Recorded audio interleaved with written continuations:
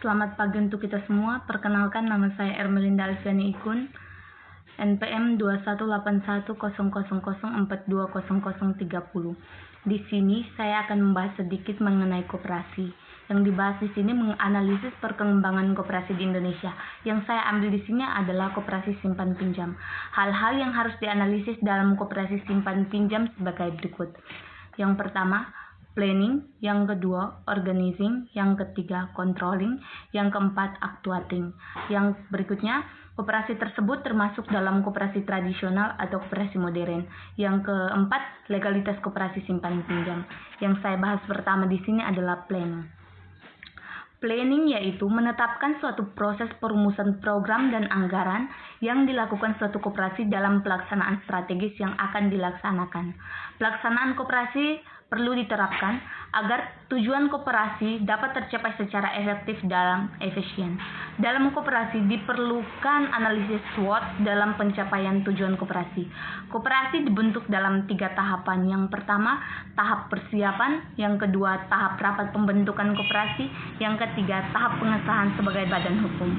Yang berikutnya, organizing atau perorganisasian. Tujuan dari pengorganisasian dalam koperasi ialah untuk mengelompokkan kegiatan sumber daya manusia dan sumber daya lainnya yang dimiliki koperasi agar pelaksanaan dari perencanaan dilakukan secara efektif dan efisien. Ada beberapa yang harus diperhatikan dalam pengorganisasian koperasi, yaitu yang pertama, jenis struktur organisasi, yang kedua, koperasi yang akan diselenggarakan. Yang berikutnya, actuating atau penggerakan atau aktivitas. Actuating artinya aktivitas orang-orang yang mau bekerja dengan sendirinya atau penuh kesadaran secara bersama-sama untuk mencapai tujuan yang dikehendaki secara efektif. Dalam hal ini, yang dibutuhkan adalah kepemimpinan atau leadership. Yang berikutnya, kerjasama yang baik antara alat kelengkapan organisasi merupakan faktor utama keberhasilan usaha koperasi. Antara pengurus, badan pemeriksa, manajer, sehingga merupakan satu tim manajemen yang mempunyai satu pandangan dalam pengelolaan usaha. Yang berikutnya, controlling. Sesuai dengan penentuan yang terdapat dalam Undang-Undang Nomor 25 Tahun 1992, pengawasan pelaksanaan kegiatan koperasi dilaksanakan oleh pengawas.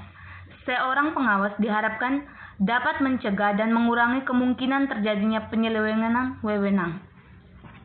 Yang berikutnya, fungsi pengawasan melihat dari sasaran pengawasan, maka fungsi pengawasan sebagai berikut. Yang pertama, mencegah terjadinya berbagai penyimpangan atau kesalahan. Yang kedua, memperbaiki berbagai penyimpangan. Yang ketiga, untuk meminimalisir organisasi atau koperasi serta segenap kegiatan manajemennya. Yang keempat, untuk mempertebal rasa tanggung jawab dan pengawasan yang dilakukan oleh koperasi. Ada rapat anggota tahunan yang dilakukan setahun sekali. Yang berikutnya, koperasi tersebut termasuk dalam koperasi tradisional atau koperasi modern. Koperasi simpan pinjam sudah termasuk dalam koperasi modern karena koperasi, Kementerian Koperasi dan Usaha Kecil Menengah mendorong koperasi simpan pinjam untuk mengaplikasikan teknologi dan transparansi agar koperasi bisa tumbuh dan mampu bersaing di era digital. Bukan hanya itu. Ketua Umum Asosiasi Koperasi Simpan Pinjam Indonesia, Sahala Pangabean, mengatakan, selama ini koperasi terkesan dipinggirkan, tapi kini koperasi diarahkan agar naik kelas. Salah satunya dengan masuk ke sektor usaha skala besar seperti komoditi pangan, maritim, dan teknologi sesuai dengan program dari pemerintah. Yang berikutnya, legalitas koperasi simpan pinjam. Yang pertama, menghimpun dana dari para anggota. Yang kedua, menyalurkan pinjaman ke anggota yang mengajukan.